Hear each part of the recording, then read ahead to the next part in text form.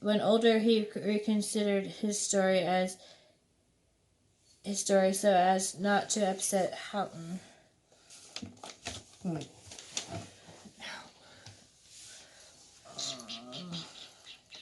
Historians Joseph King and Jack Steed call Stewart's characterization of Trudeau's actions as desertion, extravagant moralism, and particularly because all members of the party were forced to make difficult choices.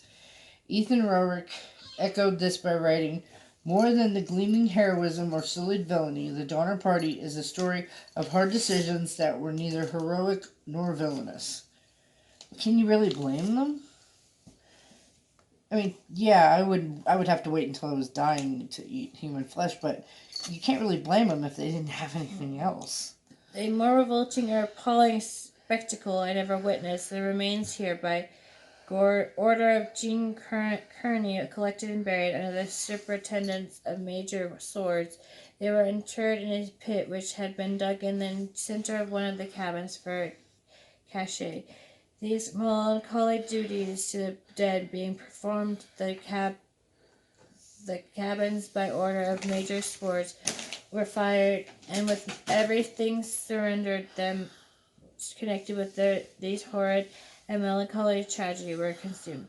The body of George Donner was found at his camp, about 8 or 10 miles distant, wrapped in a sheet. He was buried by a party of men detailed for that purpose, member of General Stephen W.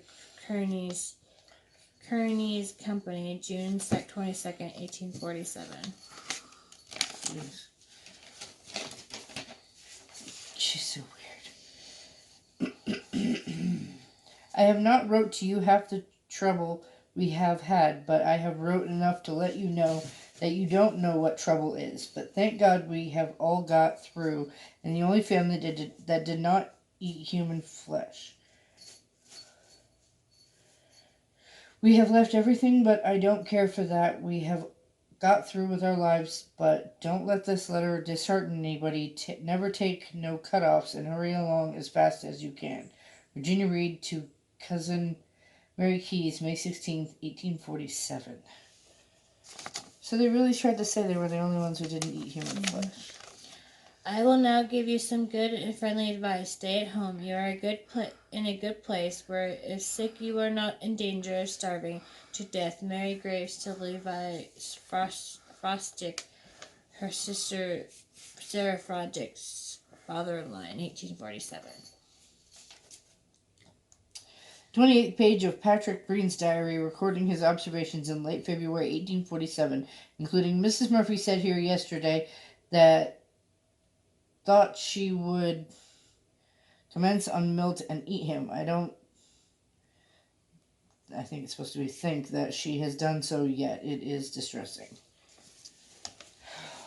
Anyways, that's it. Sorry it's so long, but it's a lot of information. Would you guys eat human meat if you had to live? Would you try it? I know I would if I had nothing else to eat. Like and subscribe and share, please. Thank you, and have a good day. Bye.